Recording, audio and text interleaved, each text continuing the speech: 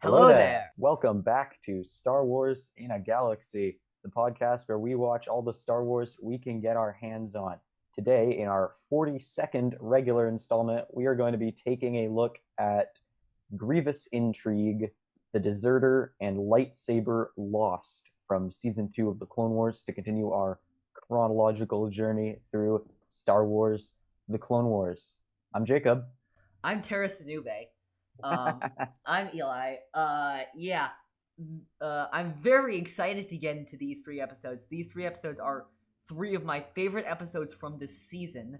The middle one, The Deserter, is my favorite Clone Wars episode of all time. Really? More than any Yeah. of the season 6 or season 7 episodes? Anything. You heard me say it on Wow. the stream. By the way, let's talk about that stream. We streamed last week. We hope you all enjoyed that stream. We're doing a part 2 of that stream because stuff took longer than we thought it would. That's going to be this weekend, actually, on Sunday at 2 p.m. PST, where we're going to be doing the same thing we did with brackets, but for Star Wars Rebels this time. We hope you enjoyed the first stream, and we're so excited for the second one. But on that stream, I did mention that The Deserter is my favorite episode of the Clone Wars, and I got to rant about it a little bit. It made it to the second round, Jacob? Yeah, because you were the one who delivered its defeat, actually. Yes, With my second unfortunately. favorite episode of the Clone Wars. So I'm not too mad. And now Um, remember, was Grievous Intrigue it wasn't. I put The in Deserter in, our but not Grievous Intrigue. Oh really? Oh yeah, Yeah. no. That's unfortunate. Yeah. I like Grievous Intrigue is one of those episodes. It may not Grievous be Intrigue is extremely solid, and I know you're going to be mad about The Deserter, just considering how this podcast usually works. I mean, look. It's maybe not my favorite episode, but it's definitely one that I keep coming back to it for some reason. I keep rewatching it because I don't know, there's just something about it. It is a It's beautiful very episode. compelling. I will Yeah. say that. To summarize Grievous Intrigue, Koth gets ambushed. His ship is boarded by General Grievous and his droid goons. Grievous captures Koth, but then makes the mistake of sending a message to the Jedi, a hologram of him gloating about the fact that he has captured Koth and giving this whole crazy soliloquy about how he's gonna keep Koth alive but torture him because by torturing him he's also torturing all the Jedi. It's a whole thing. But in that message, Koth is doing hand signals, and in these hand signals, he manages to convey to Obi-Wan Kenobi the exact coordinates of Grievous's flagship. And so, of course, Obi-Wan joins forces with Anakin and Adi Gallia, correct? Not Stas Ali, Yes, but Adi Adi Gallia. Gallia. Adi I don't Gallia, think we they ever see go, Stas Ali in the Clone Wars. That's and just we a don't, rule yeah. of thumb. They go, big, ballsy rescue. There's a lot of intrigue, you might say. Eventually, Koth is rescued, but Grievous gets away, and but is kind of shot down and ends up on the surface of Seleucami, which is going to lead us into the next episode. So that's how it pans out. The Deserter is the heartfelt story of love and choice and all of that great stuff. While scouting for Grievous, Rex gets hit 2 inches to the left of his heart by I want a to point out commando droid. I want to point out that that's one of the only times that inches is used in Star Good Wars. point. They always use Um, metric, but here they use imperial. Good point. Anyway, so he is forced to stay out of duty for a little while, and he takes refuge at this farm. And he discovers the owner of the farm is a clone named Cut Lawquane, who has deserted and who has chosen a life with his wife and 2 kids. After he deserted shortly after the Battle of Geonosis, and they have long discussions about what the war means and if it's really worth fighting.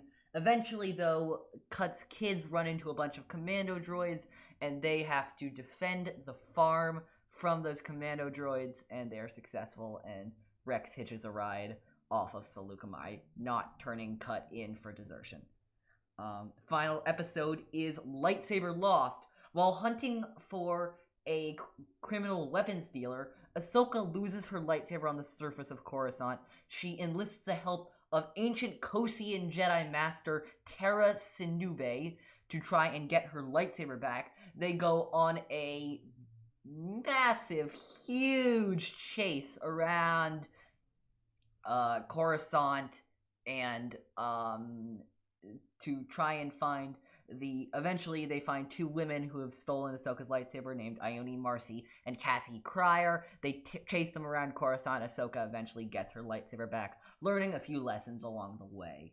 So those are the two episodes of Star Wars, the Clone Wars that I'm summarizing. So let's get into the first one, that Grievous Intrigue. Yes. So yes. Let's get to our fortune cookie. For everything you gain, you lose something else. I gotta say, for fortune cookies that haven't been hitting lately, this one's good. This one's really good, I think. Yeah, I think this one you can take it from a lot of different angles because I think a lot with it. Yeah. In the very obvious sense, it's like, oh, the wartime constant give and take. You have to make hard choices, make your sacrifices. You know, with Eve Koth, kind of saying near the end of the episode, you know, you may have rescued me, but I fear we have lost Grievous, and we came close to capturing him. We didn't do it, bless you, and things like that. But I think it really applies the most, honestly, to Grievous, or at least I was most intrigued by the way that intrigued. Would you say? I didn't even try to. I didn't. That wasn't even. I didn't even. We're gonna do it all the time this episode. We can't. I didn't even plan on it. I know. We can't help it. Intrigue. We cannot help I don't know. It's I use that word we can so much, stop so. the suns from setting. Nice. Yeah. But I was fascinated. I have to pick my words carefully now by the way that it applies to Grievous. Which I'll get into in a little bit. I think you might have written the same thing down with me. Oh yeah, maybe. There's a speech. There's a back and forth that goes on when Grievous is dueling Obi-Wan aboard his ship. That is the most fascinating thing about this episode. Yeah.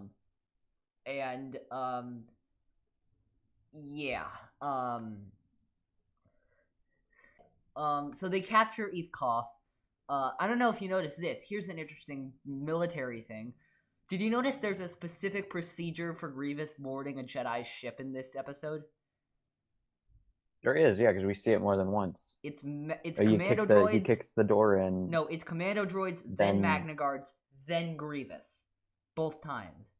Yeah.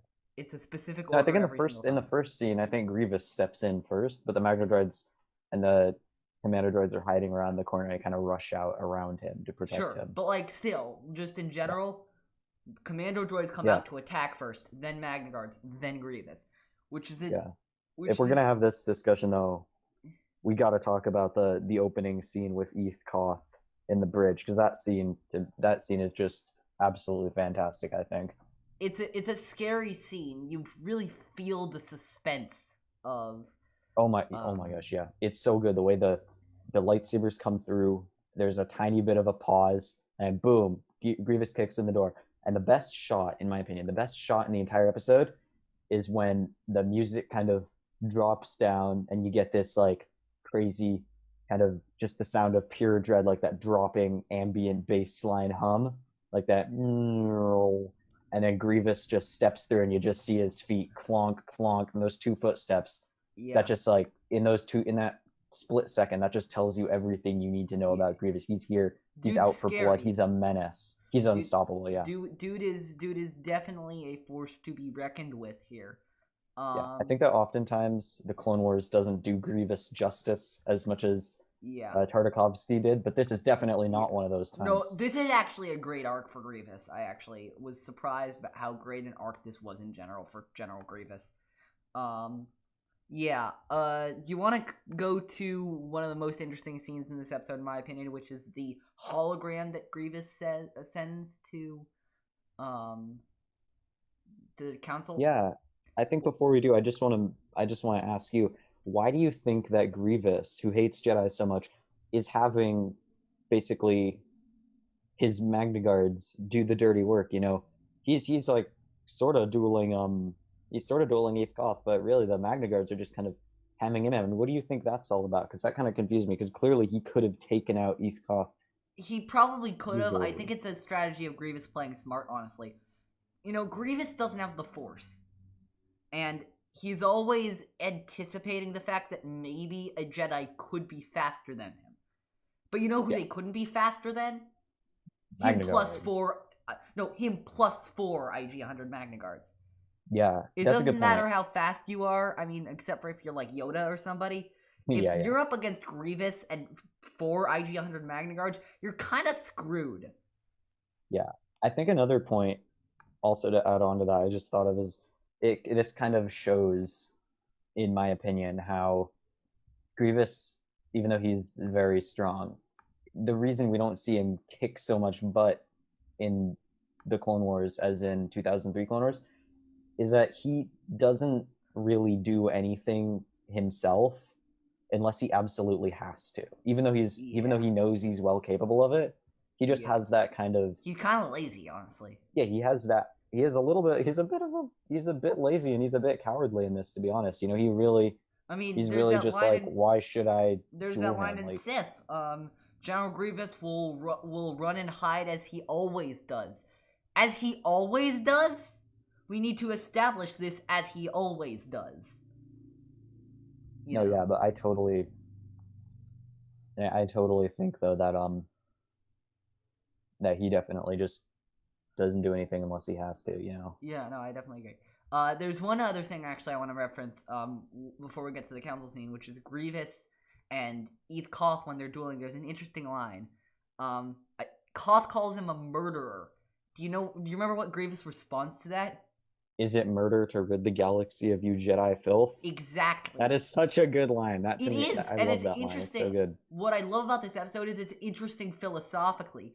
So it is interesting because I don't think Grievous considers the Jedi as like human. You know what I mean? Or people. Yeah, no.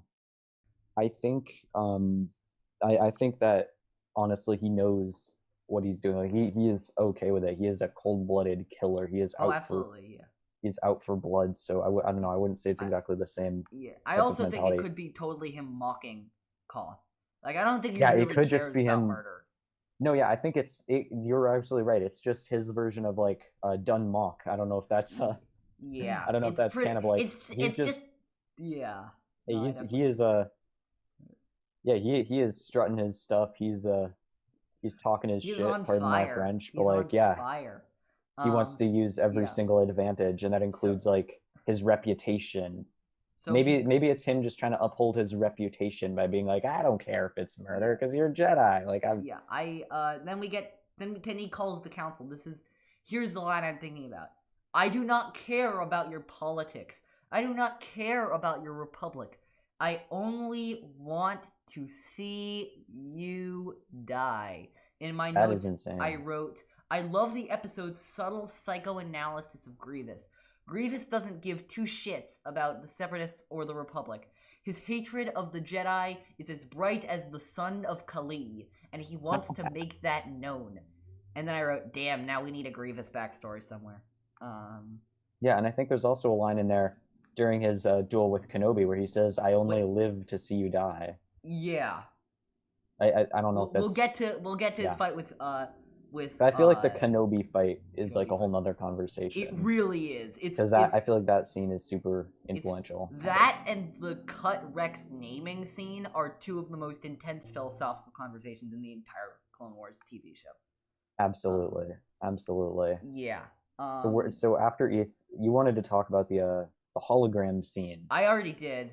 Oh, okay. That was the I don't care about your republic. I don't care about your politics. Okay, speaking of the hologram scene, like, why are there younglings in the war room? Yeah, that's something I didn't really. I was with the philosophical thing, but I didn't notice that, and I was like, yeah, why are there younglings there?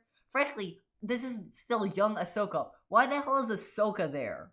Yeah, like Ahsoka, I can excuse. Like, yes, maybe you shouldn't have a 14-year-old in the war room, like maybe you shouldn't have a 14-year-old in the war period, but that's like a whole nother discussion that's already been conversation. But like we've already had this conversation. But younglings, yeah, really Jedi Order, really, yeah, yeah. I'm not sure how to feel about it. I'm not sure how to feel about any of this. Anyway, Anakin and Adigalia take off in one ship, and Obi-Wan engages Grievous on another ship. My favorite thing is everything about that Obi-Wan says before about engaging Grievous is the best thing ever. The good general and I have a history. Okay, that's also, another thing I wanted to bring I up. also love the fact that Because when Obi-Wan's ship finally does come out of hyperspace, they're like, "We're receiving a transmission, sir." And then Grievous sees the screen, and he's captivated. yeah, Kenobi. Oh, here we go. It's such a fun game like of chicken. yeah, it's so funny his relationship with Kenobi. Like, if killing Jedi and seeing Jedi die is what keeps Grievous alive, then the possibility of killing General Kenobi is what makes him get out of bed each morning and brush his teeth. You know what I mean? Like he just has an obsession, which makes me wonder. Like, do we know? Because if so, I clearly don't. Why he has such a beef with Obi-Wan and where it starts? So here's the thing: there's an answer in Legends too, to both the Grievous' backstory and why Grievous is an obsession with Obi-Wan. I'm not sure if this is true in canon. In Legends, it's like a shuttle crash, right, or something. No, I'm talking about in canon. It's a shuttle crash. We know even more about Grievous' backstory in Legends. Oh. But in Legends, I do remember there was some like novelization of something or some comic. So in Legends, Grievous was actually at the Battle of Geonosis, but Dooku wasn't ready to test him yet. So he was just watching the entire battle from the catacombs below, and he saw Obi-Wan fighting on it's almost like he fell in love with Obi-Wan, but like the opposite. So he's like, he fell in hate. Basically, he's like, that guy's dangerous. He's like, that guy. That guy. I choose you. Bad. He just chose him. Yeah. That's basically what happened. It was a weird. I think it happened after Revenge of the Sith was released, and they knew that Grievous would be killed by Obi-Wan. So it was a weird, wonky sort of placement of the, oh, this guy is not going to be good for me. So it was sort of a reverse situation where they figured out a little bit. They figured out the outcome before they figured out the motivation. Yeah. So it was a little forced, but like. Hey, you know what? It works. That's the. It gives us something quite iconic. Yeah. So,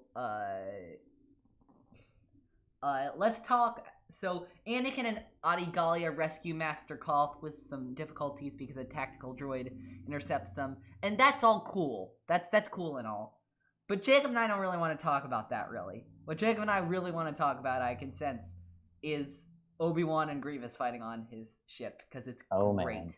The conversation here is so good. So first, I would like to point out that when Grievous asks Obi-Wan if everything's going as planned, you know what Obi-Wan says? That depends on your point of view. Obi-Wan fact-povs him. Obi-Wan legit fact-povs him, which I figured out is the Star Wars moral relativist version of actually. Yeah. So hey, that's your opinion, man. Yeah, it's great. I love when anyone uses that in any Star Wars anything, because it's just like, it is the cop-outs of all cop-outs. Yeah. What I told you was true from a certain point of view. Yeah. Yeah, absolutely agree. So, I absolutely agree.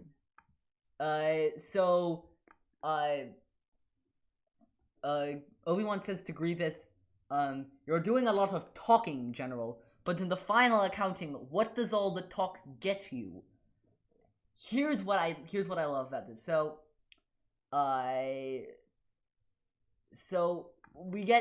here's the whole speech that's happening. But in the final accounting, what does all the talk get you? Something, and your place as Dooku's errand boy. Yeah. I am the leader of the most powerful droid army the galaxy has ever seen. An army with no loyalty, no spirit, just programming. What have you to show for all your power? The future. A future where there are no more Jedi. The story of Obi-Wan Kenobi ends here. That's such a good exchange. It's such an interesting exchange. I feel like it connects great with the Deserter. I'm really excited to get to the Deserter based off of Grievous Intrigue, because I know, Jacob, you're all hiring your horse about battle droid societies. I want to throw that aside for this episode because this episode is like these two episodes are like preaching the exact opposite, which is, you know, there's this line from the honest trailer for Revenge of the Sith. I don't know if you've seen it in a while. Basically, it says, watch as two disposable CGI armies battle each other. Seriously, there's no reason for you to get emotionally invested in this at all. That's before the Clone Wars happened. And these two episodes, one of the main goals, in my opinion, that it lays out is explaining to the audience why the clone army is the good guys and why the droid army are the bad guys. Not just because of what they do, but because of who they are. Yeah, that's interesting. You know, the Separatists are winning, but like almost all of their troops are droids. Grievous himself is like 97% droid. Where's that like last minute push to gain a new hold of an objective or something like that? You know, I'm speaking in Battlefront terms now, but like, where's the camaraderie? Where's the cause? There is none of that with droids because they're robots. An army with no loyalty, no spirit, just programming. You know, flashing ahead a little bit to the Deserter. One of the main messages of the Deserter, in my opinion, is once a clone trooper, always a clone trooper. Your mileage may vary because of Slick, but like we're gonna ignore Slick for that. But anyway, or Cut, and also what? Or Cut. Cut we'll get to actually, because I think he has a lot of the spirit of a clone still in him. It's just about what he's fighting for, which is a different. But in that episode, also the droids run out of power, and Grievous does nothing. It's the difference between. It's not just two disposable CGI armies, because one of them is disposable, and the other one is anything but disposable. We're going back to Rising Malevolence, which we discussed on our stream at length. We're just clones, sir. We're meant to be expendable. Not to me. The Republic thinks higher of its clone troopers. Not all of them. We'll see later, actually, in some of the Senate episodes, that some of the senators don't think very highly of the clone troopers, but the people who are actually leading them out in battle trust them and respect them, and even in some cases love them.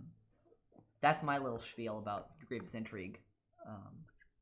No, yeah, I think that you bring up some good points. One thing I want to point out also, I think, that is great about this conversation is how much foreshadowing there is in it. You know, kind of everything Obi-Wan says, like, what do you have to show for a mutilated body, Dooku's errand boy, and how Grievous is convinced he has a lot of power, but in reality he doesn't. It really does pan out that way. At the end, Grievous is just a pawn. He dies never really getting to see the world that he wanted, the world with no Jedi, which is ostensibly what Order 66 created for the most part. And that goes into a great segue. Former guest on this show, and also great podcaster out there, Devore. The next episode of his show, A Large Review of the Force, is about, he's doing another speculative Star Wars what if, and he's exploring what's going to happen, what would happen if Grievous survived into Order 66. That would be so interesting. So I'm really interested. We're releasing this episode at such an opportune time, actually, because that episode's probably going to go out, I think it's going to be in 2 weeks. No, not 2 weeks. It would be next week. It would be next week. But wow. So I'm very interested in hearing that. Yeah, and I think also, thank you for that. Also, in terms of foreshadowing, you know, what Grievous is, a future where there are no Jedi. It's crazy how he works.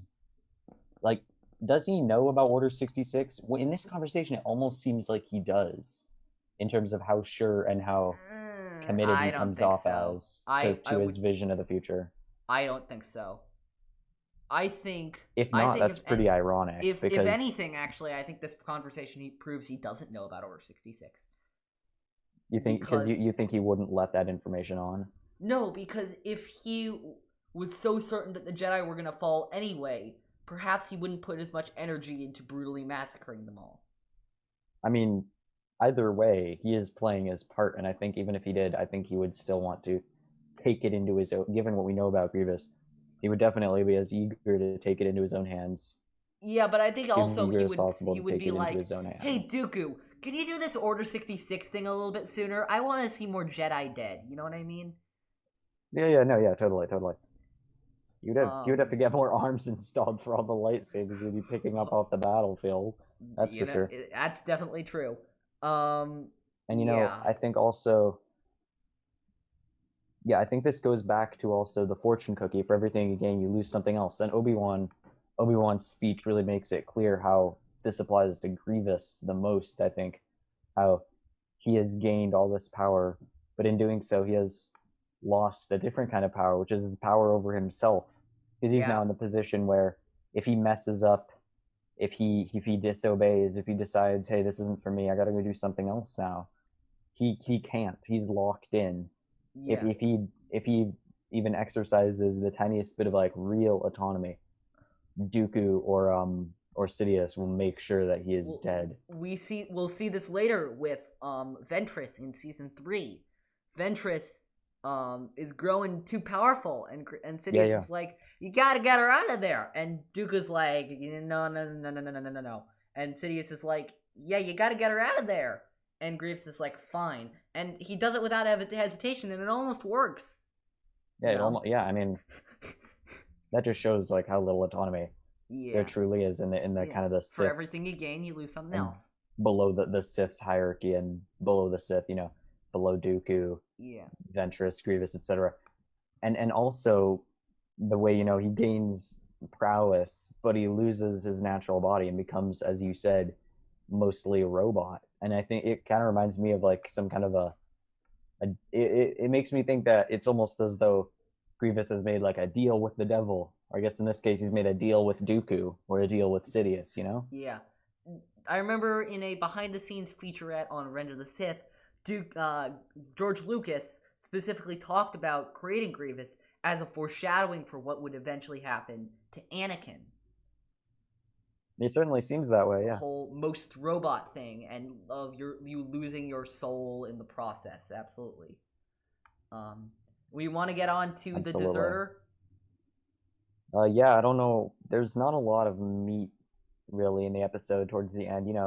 I Yeah, think there is a great moment when General Grievous reveals he figures out that Skywalker is trying to rescue Heathcliff. he does, You but then know, he sends a tactical droid and some commando droids out. I'm like, really, dude? You knew they were gonna try and rescue Master Koff, and that's all you did? yeah, I don't know. Maybe there's more layers to his plan, or maybe he just underestimated the Jedi. But I think it's especially interesting how even Obi-Wan at the end of the episode kind of tunnel visions in on Grievous and says quickly, Yeah. "We can still catch him." And then Adi Gallia has to kind of check him and say, "Hey, Hey, this ship's no, gonna blow up no, any minute. We gotta no. we gotta get out of here. Our ship is leaving. Like at the end Obi-Wan, of the day, ship, we gotta blow stay up, safe." boom. Yeah. Yeah. So I think that was an interesting twist because Obi Wan's always the one who's kind of having to keep Anakin and sometimes Ahsoka in check, but in this case, it's interesting though because I think it shows that he's less infallible. So I quite like that. Yeah, no, I definitely agree with you there. Should we get on to the deserter? Yeah, let's do it. The deserter. Yeah. Fortune cookie. It is the quest for honor that makes one honorable. Another great one. I love this one. We'll get into Cut Lawquane and why he is one of my favorite characters in the entire show. But he leaves the army for the belief that war is not worth fighting. There are other things he wants to do with his life. Though Rex does not make that decision, and at the end of the episode still does not make that decision, he is no less honorable than Cut because both are doing what they think is the right thing to do, and in the scheme of things, that's really all that matters. Is what the episode I think is trying to say. Yeah, You know what I mean? yeah. I think that it is kind of I found although I don't although I don't dislike Cut for it, and I don't think it's a big deal. I do think it's kind of funny and ironic how we see a lot of the episode is Cut trying to convince Rex that he still has honor and he's still doing something good and worthy and isn't just like as Rex kind of thinks at the beginning, he isn't just this dirty coward. And he Yeah. says like, you may think I have no honor, but I will do everything and anything I can to protect my family, which is true, and I do think that's honorable. It is ironic then that he then spends a lot of time kind of needling Rex about Rex's own decision to stay in the fight, and he's kind of saying, is it really you or is it your programming? Yeah. Like, are you really on board with the war, or do you just you just think you have to? Were you not given a choice? No. Yeah, it's an interesting. So, I think what Cut is doing is I think he just wants Rex to understand him a little bit. Yeah. I think Absolutely. Yeah. I gave this argument on the stream. You're gonna hear a lot of arguments I made on our stream because I argued for the deserter. Cut, in my opinion, makes the most rational argument of anyone in this entire thing, in this entire show of leaving the war. We see constantly so many people, so many groups of people staying neutral in the war, and they all make interesting arguments, but Cut's is by far the most rational and the most interesting. And the most... I think... Yeah. I think that's by design, too. I mean, that he's the only lone deserter so far that isn't, like, kind of cast or who isn't created to be the villain. A villain. Yeah. So let's I'm definitely really glad that they did that. Yeah, absolutely. Let's talk about the beginning of the episode, pre-cut, pre-Rex's shooting. Grievous is trying to get off of Seleucami. That's his one goal. Grievous is carrying supplies on creatures, not the droids. But we see the low power scene, which I thought you'd love because of the battle droid humor in that scene. I do love the battle droid humor, and battle droid society, man, they need to rise up. Yeah. Yeah, but I mean, that raises a lot of questions to me, honestly. Can we save them because bigger moral themes? Yeah, here, give your bigger moral themes. I'm just asking you for one episode, for literally one episode. I just have one question. Okay, fine. Which is, how long are the droids' battery lives? That is a good question. It seems weird, given that they were just on a ship where they could have been charging or having their battery packs swapped out, doing what they need to do, and yet already they're kind of... Well, they have to walk a long time on that planet, you know what I mean? That's true, yeah. I mean, weren't they built for marching? I mean, look, to be fair, it is just kind of it is a plot point. It is just used to show that Grievous is just super resentful of his battle droids, and will just There are a couple of minor things in this episode where they have to just trust her for plot. Like, why do they leave no other clones with Rex? Yeah, it's questionable. But like, I don't think it's a big deal. Star Wars is about the why, not the how. Yeah. Definitely. But one of the other things, did you catch that conversation that Obi-Wan and Cody have right after sending Rex off on that mission? They're basically talking about... They say he's very smart and he always thinks on his feet, right? Yeah, I love that. This is great. I love how they talk about what Rex is great at, how great Rex is, right before Rex has to learn a major lesson. It's an interesting way of establishing the episode. By saying that Rex is so awesome right before they have to... he has to be taught a major lesson... I feel like makes me a little bit more sympathetic towards the character, because he already knows what he's doing as a warrior, but maybe not so much as a person. You know what I mean? Yeah. This commando droid scene with Rex is so suspenseful. It is a great scene. Like, I knew it was coming. I knew he was about to get absolutely destroyed by that one commando droid. I knew it was going to happen, but it was still so suspenseful, you know what I mean? It was shot 100%. It was shot and the music was placed in such a suspenseful way.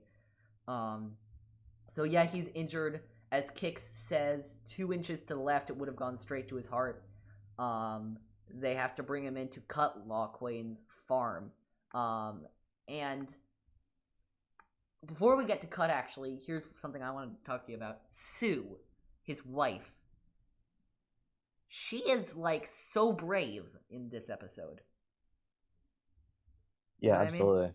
Because she lets those clones in because, she knows who her husband is. And yet she lets them in anyway. You know what I mean? I think that shows how powerful move. It shows how powerful their philosophy is of like never turn away anyone in need. And they say that later in the episode with his kids. There's a person that's about to die, like they're gonna help them. Yeah. Doesn't matter. So then Cut comes in and he sees Rex, and we see his kids, who are adorable, by the way. One of my favorite things about this episode, actually, Cut, Shea, Jack, and Sue are one of the only successful families in Star Wars. Yeah, they stick together, and too many families do not in Star Wars. Yeah, and I love that contrast. I love that with families constantly being ripped apart and people turning to the dark side and people betraying other people. I love that there's a normal family out there who gets to live in peace. Yeah, it's nice. It's really heartwarming. And he, by the way, he introduces himself. My name is Lawquane. Cut Lawquane. Yeah, that was a pretty funny moment. And I'm just a simple farmer. You know what I instinctively wrote down? I'm just a simple farmer trying to make my way in the universe. I wish they put that. I mean, maybe that would have been a little. It would have been a little much, on the nose. But then again, that would have been. But then again, Boba Fett in the tragedy. I'm just a simple man trying to make my way in the galaxy, like my father before me. I thought this was a very funny. They went there. Yeah, it would have been. It would have been too much. It would have been too much, but I still would have liked it. Yeah. Honestly, I don't know. Yeah. So. Then they talk at the dinner table, and this dinner table scene, as I mentioned before, is magical. The philosophical discussions that Rex and Cut have about the clone army and all of that are simply mind-blowing. I've done a lot of the talking, and I definitely want to do a lot of the talking about this episode. But so, Jacob, you have anything you want to get out there before I totally just rip the walls down on this? Oh, no, go ahead for it. Go ahead. Okay, here we go. So they talk about names, which is an interesting topic. I forgot it's where they went for the first conversation. He asks why Rex gets to name himself when the Kaminoans, of course, wouldn't really do such a thing because they don't have a use for it, because they don't see the clones as people. They see them as objects, basically. They see them as killing people, basically. Yeah. And the clones, it's been clear, they've been brainwashed and trained not to care about anything but the war. But that isn't sustainable, you know what I mean? The war's going to end one day, and here's where I made the conclusion and drew the comparison between Grievous and the clones here. The war's going to end one day, and one day Grievous is not going to have any more Jedi to kill. Both are going to happen one day. Yeah, absolutely. And neither of the two people or groups are ready for that. No one's considered. This is another reason why I love the Clone Wars, because it's not 7 seasons of the war, it's 7 seasons of the era and what's happening in and out of the war. Because everyone has to face the fact that the Clone War is not going to exist one day. And we know that it's not going to exist in about 2 years. We're about a year into the war at this time. And nobody has really thought about what's going to happen after that. If either side wins. There's another quote. Here we go. Actually, I've never really thought about it. Yes, you have. How would you know? Because I'm as close to you as any life form can be. There's so many amazing ones. Here's where this ties back to Ambush. Share the same face, do you? But in the Force, very different you are. Rex and Cut are genetically the same person, and they have very similar personalities when you really get down to it. I pulled a quote from Albus Dumbledore from Harry Potter. I think it's in the Chamber of Secrets. He says, "It is not our abilities that determine who we truly are, it is our choices." Rex and Cut have made very different choices about what to do with their lives. But Rex benefits here from seeing that there is another choice. Rex, up until this point, has thought there's the war and only the war. There's never been a discussion about what else is out there. And I love, this is another thing, we're going to get this sustainable again, because the Bad Batch is about clones after the war, when their original purpose has been served. I'm really, really excited for that because of that reason.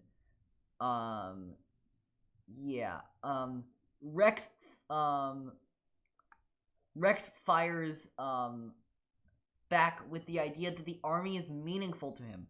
Cut challenges him back about how. Rex isn't wrong about that it's meaningful, but Cut opens his eyes that he, as the unique being that is CT-7567, or Rex, needs to figure out what meaning is for himself, not what the Kaminoans and the Republic have decided is meaningful for him. And then finally that conversation ends with, to each his own. That's what I always say. And then one of his kids asks him, "What do you mean, Daddy?" And Cut says, "It means you can do anything with your life that you want to." And this is the most interesting thing I love, which is that, there's often a lot of talk in Star Wars about parental expectations. What expectations your parents have for you. Cut does not give a shit. Cut knows what it's like to have to make a choice and how important that is. And he wants his kids to be able to do that.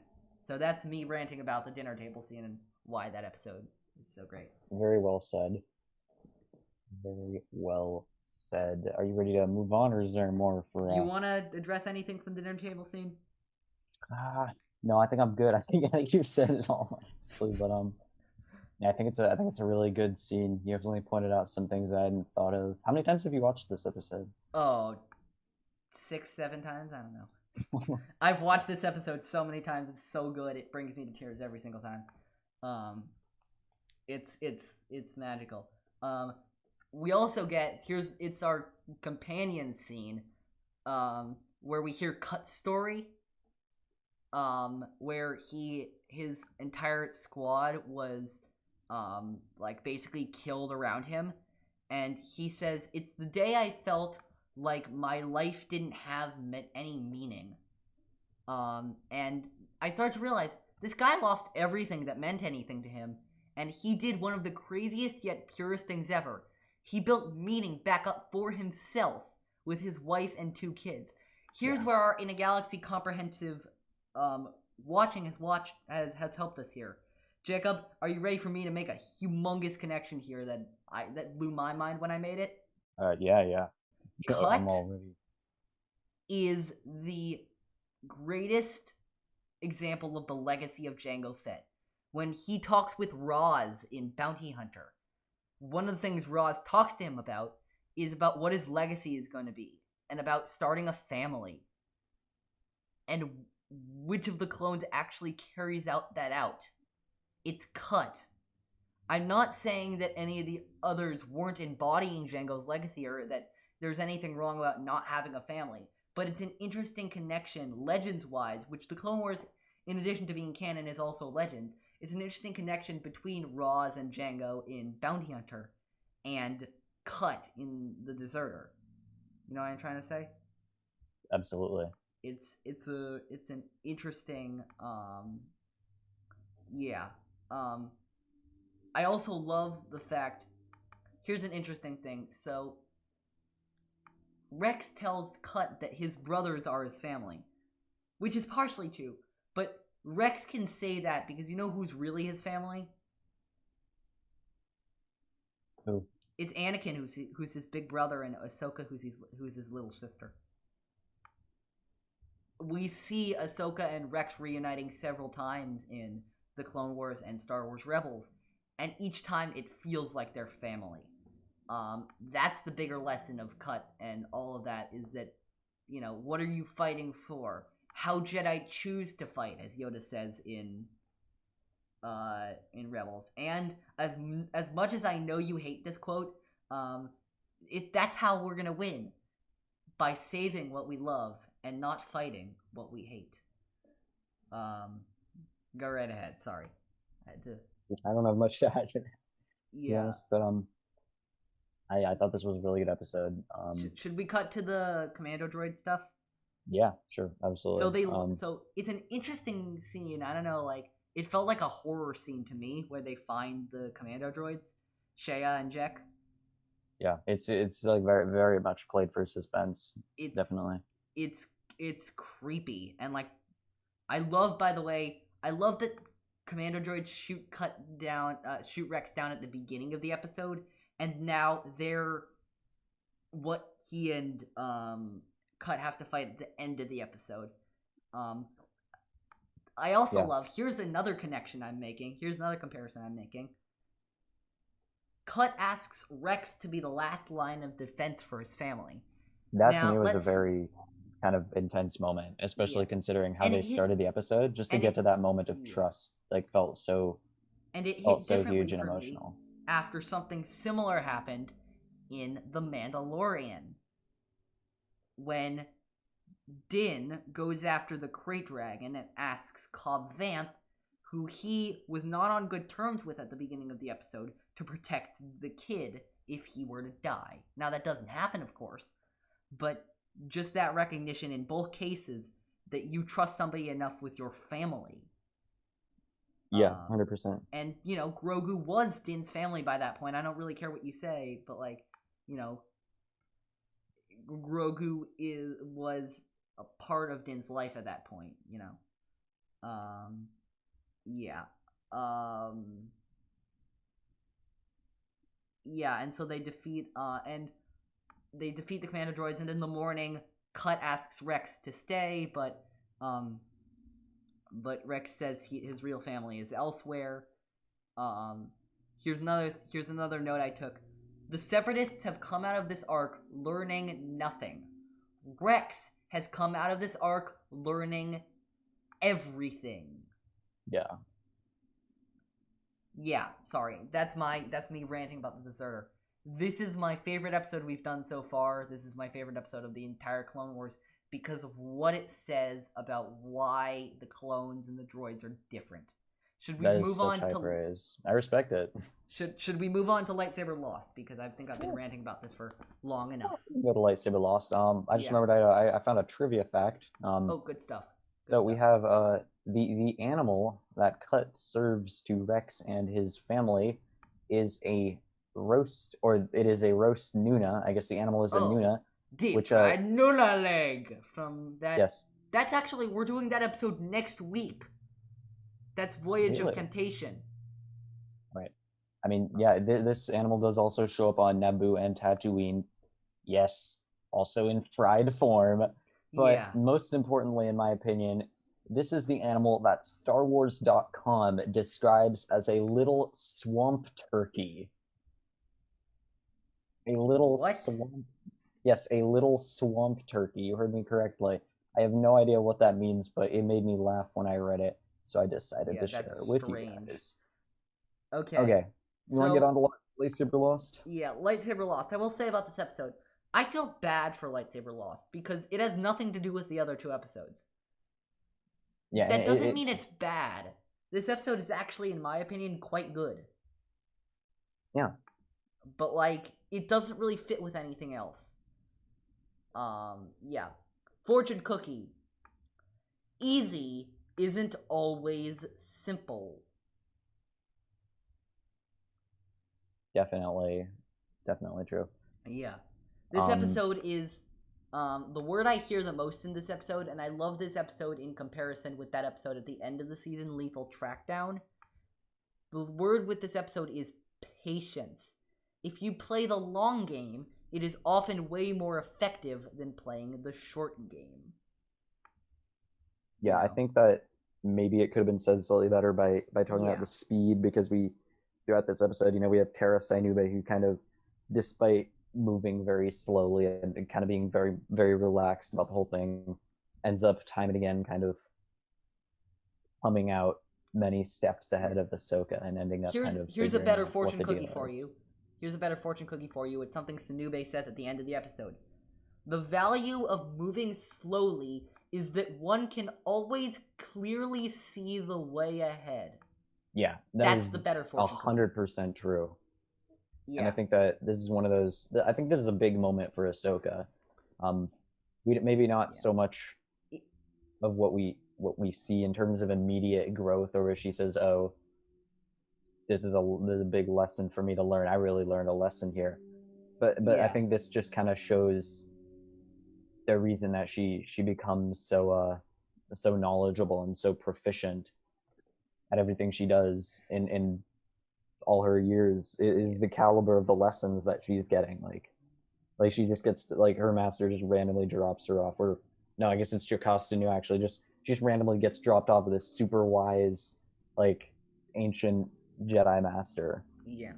Here's another Harry Potter comparison for you. I am a pretty big Harry Potter nerd, and I know a lot about that universe, so that's probably why it's coming up a lot for me. I don't know if you remember this character from the series. It's a very minor character. Harry's examiner for his OWL assessments is a guy named Professor Tofty. And he's not Dumbledore, but he seems like a guy who would have been like the Dumbledore for when Dumbledore was around. He's a very old, wise guy who doesn't look like much, but probably has a lot of tricks up his sleeve. That's Master Sinube. That's Master Sinube in this episode. He's not Yoda, but he feels like he's like almost the Yoda of Yodas, if that makes any sense. I completely agree. Also, by the way, when they're trying to capture that weapons dealer at the beginning of the episode, named Kar Atha, and Ahsoka gives an excuse to Anakin about having a bad feeling about somebody. Yeah. So I had to mention that low-hanging fruit. By the way, another low-hanging fruit. The names in this episode are beautiful. The names are great. A+ in this episode. Banamu, what do we get in terms of names? Knack Movers, Ione Marcy, Cassie we get some pretty Cryer. crazy names, yeah. Yeah, there's some great names. Yeah. So they're trying to find who took Ahsoka's lightsaber, and they find the first guy, a Petrolian named Banamu. Let me ask you something about Banamu, Jacob. He seemed a little racist to me. How so? He sounded a lot like a cultural appropriation of an Italian would sound. Maybe, yeah. I don't know. No, I steal it. Yeah, I did hear that accent. Yeah, I don't know about. Yeah, I don't know about that, but I don't know. It just seems. I think that something that to me, more made me go, whoa! If I was in this universe, that would be a huge yikes. Was when what was it? Tera Sinube said, "So you said there was something fishy about him." And that reminds me. I chuckled.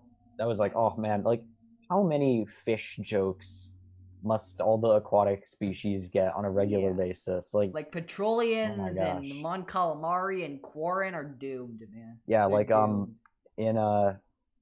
I think in one of the robot chicken Star Wars bits. Oh. There's an elevator full of Quarren, and Palpatine doesn't get any. He says, "I'd rather not have my robes smell like a fillet of fish." And then one of them says, "That's hurtful, man." And of course, if that was me, I would be quite hurt. So I totally understand where that Quarren was coming from. Yeah, absolutely. But I want to talk about another moral dilemma from this episode, and I want to credit this. I watched these episodes on Thursday. Okay, this is very important because it plays into an idea called. Have you heard of something called the Ship of Theseus? The Ship of Theseus. I can't say that I have. So there's a meme going around because it appeared in the final episode of WandaVision. I'm only bringing this up to you, okay? I'm only bringing this up to you because I wrote this on Thursday night before that episode came out. So I'm not stealing it from WandaVision. That is the only reason I'm telling you about it. The Ship of Theseus, it's basically a thought experiment. It says, if you take a ship, okay? If you take a battleship, right? Like a boat, and you replace all of the parts of the ship one at a time. At the end of the replacement, is that ship still the same ship? Yeah. And how does this have to do with our episode? So, Ahsoka expresses a concern to Master Sinube. I mean, Master Sinube actually really figures it out for Ahsoka, but Ahsoka is worried that any blood spilled by her lightsaber will be on her hands. Oh, right. So, right. is it still murder, or should you still be have if a murder is committed with a weapon that belongs to you, is it still your murder? It's definitely an interesting question. I would say no. Yeah, I would go to no because, I mean, here's the thing. Here's the thing. If you hand a gun to somebody and say kill that dude, then I think the answer is yes. But Ahsoka got her weapon stolen. I think this Ship of Theseus metaphor has to be applied to how the weapon was acquired. If it was given, then I think the blood is on your hands. If it was taken, then I don't think the blood is on your hands in this case. You know what I mean? Yeah, that seems that seems fair.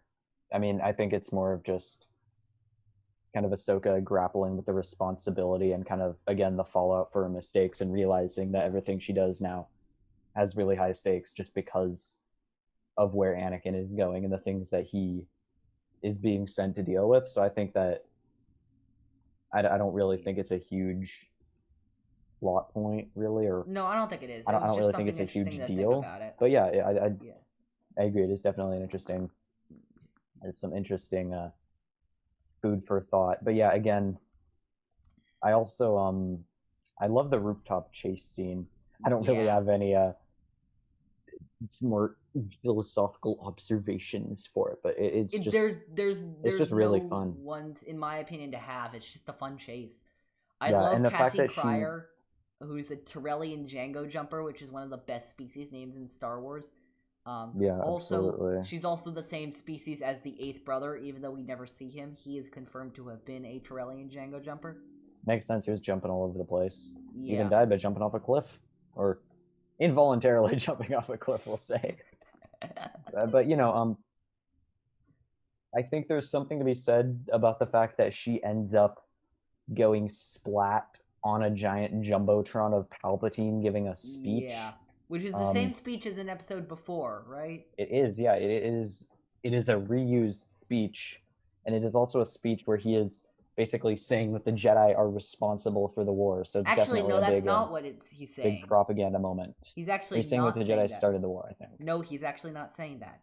Are you sure? No, because if you have the captions on, and if you listen very carefully, again, I've seen this episode twice now, he actually says the exact opposite.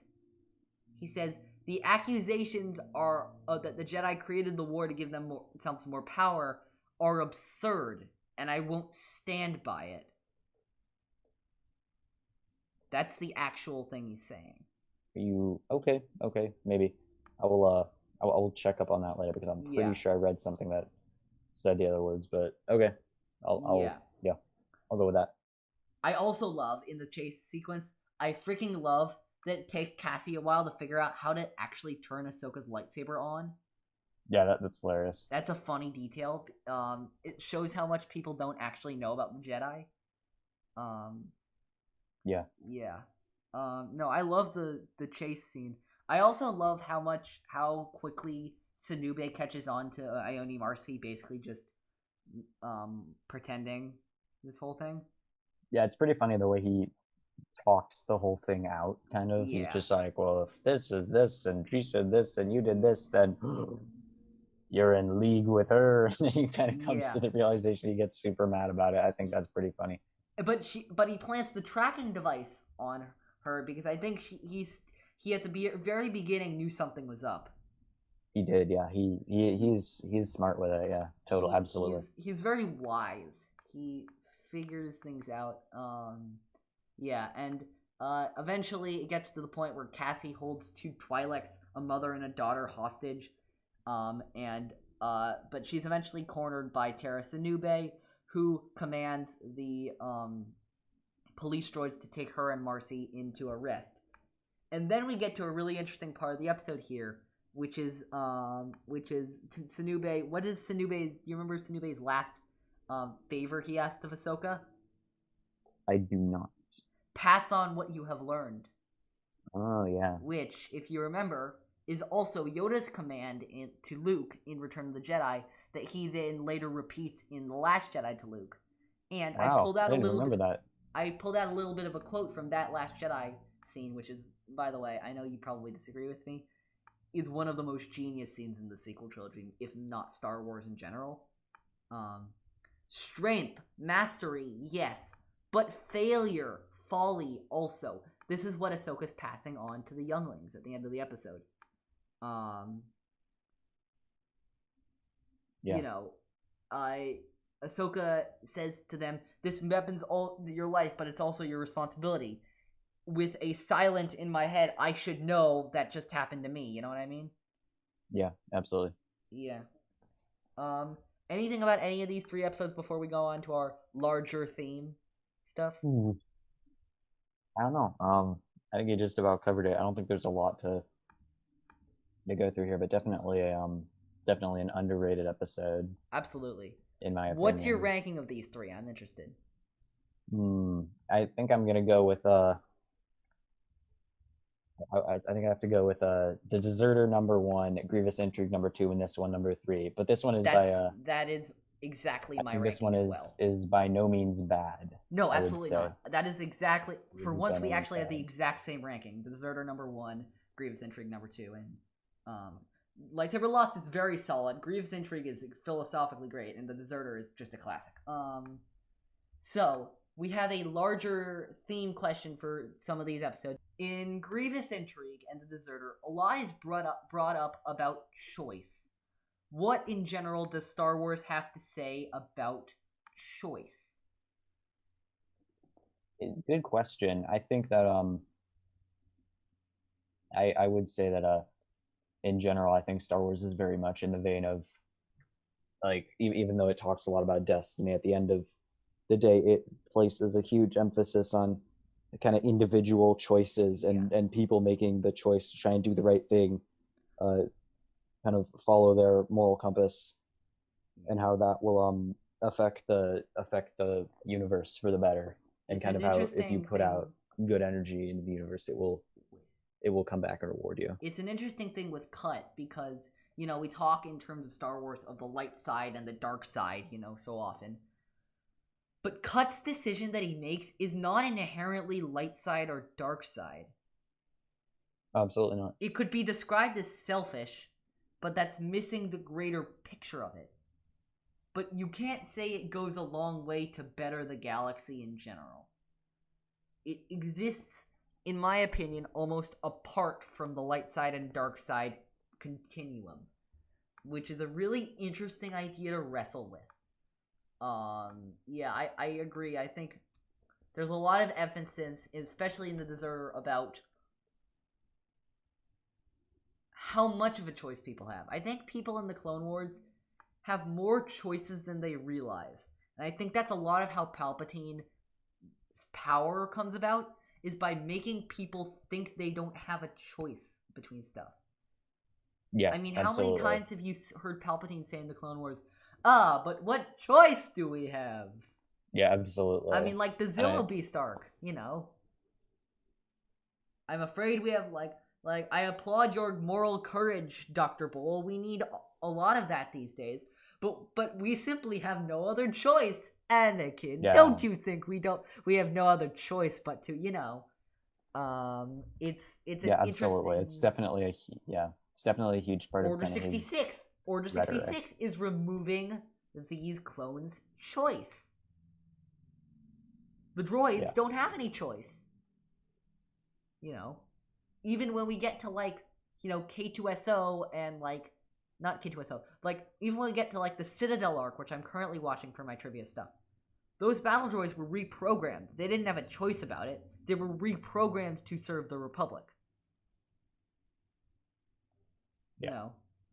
Yeah. Yeah, it's fascinating for me.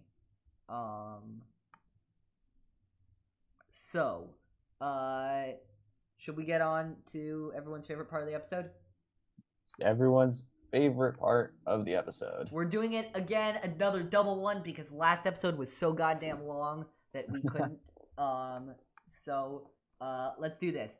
Everyone, get ready for our favorite part of the episode, but we're doing two, so it's technically 1/2 portion. Yes. So, Indeed, everybody's it's a long story, and this month. Oh, okay, yeah, let's do it. Okay. Do you want to go Jacob, first? you want to go first for this one? Yeah, I'll go first. Okay. Yes. So, for my long story, which Star Wars story am I referencing here? So, a wannabe pilot takes a shower with the dude that tried to kill and eat him. Oh, yeah. And then he cheats at Solo gambling. Star Wars story. Yes, that is Solo. Oh, this scene when Han Solo takes a shower with Chewbacca. Yeah. And says, "What are you looking at?" Yeah. Great scene, too. No. Okay. A military officer is convinced that the items that he and his troops are searching for are not right in front of him. Ooh. Military officers convinced the items which are not right. Oh, man. That's a stumper. Am I missing something? Can you say it again just in case I missed something? A military officer is convinced that the items he and his troops are searching for are not right in front of him. Is it the Mei Lu Run episode from Rebels? Nope. Ooh, Jacob? I don't know. Let me see your identification. You don't need to see his identification. You don't need to see his identification. These aren't the droids you're looking for. These aren't the droids you're looking for. Oh, no. You can go about his business. You can go about your business. Move along. Move along. Move along. Nice. I was thinking in terms of convinced as in they thought on their own, not like someone else convinced them. Good also, the thing that I thought was going to reveal it, that he and his troops are searching for. I made a very precise effort not to say looking for. But I think if I said looking for it, it would have been a little bit more obvious. Yeah. So yeah, New Hope right there. This month, go ahead. What are you going with? This month, I have started reading Thrawn. I can't remember the name of the book exactly. Ascendancy Chaos Rising? Yeah, Thrawn Ascendancy Chaos Rising. Thrawn Ascendancy Chaos Rising. I love it. It's really good. Another banger from Timothy Zahn. I absolutely love the suspense at the beginning, kind of peeling back the layers of the mystery. I haven't finished it yet, so we will see. But that is what I've been working on this month in terms of Star Wars media. What have you got for us this month, Eli? I have something that I've been playing a lot more of recently. Jacob, I know you used to play this quite a bit, but I'm going to talk about the actually pretty darn good Star Wars mobile game, Star Wars Galaxy of Heroes. I've been playing it a lot more recently because of one thing and one thing only. They just came out with a new incredible game mode that's called Conquest.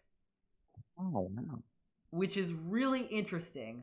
They're basically like, think of Galactic War. Jacob's played this game, so he knows what Galactic War is. Think of that, but like supercharged.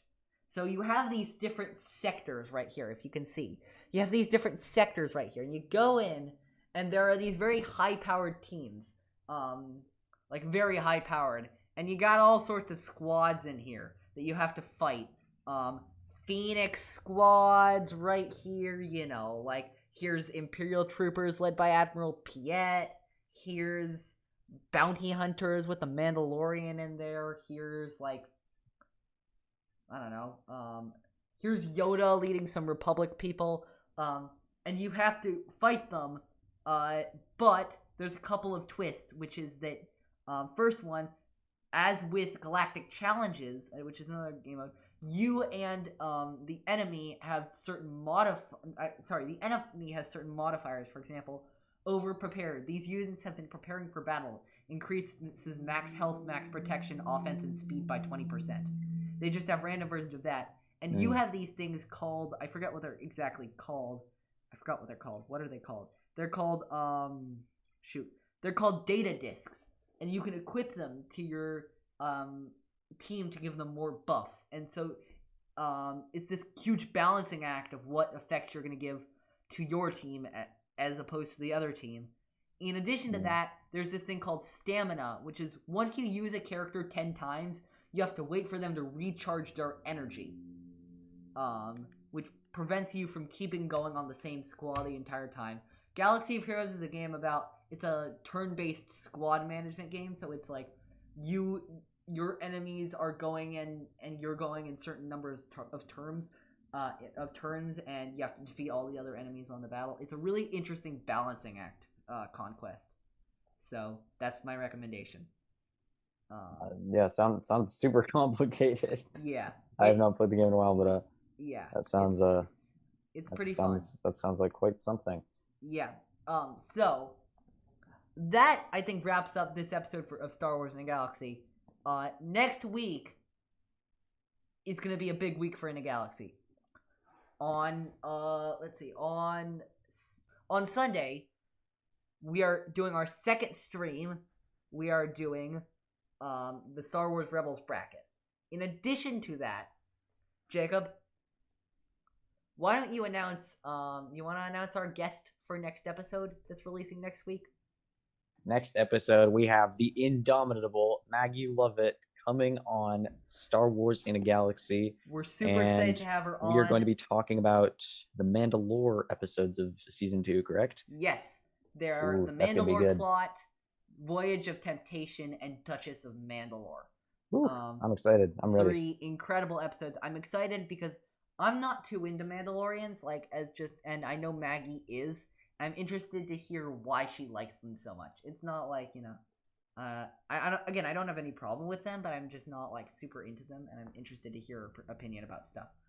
Yeah, same.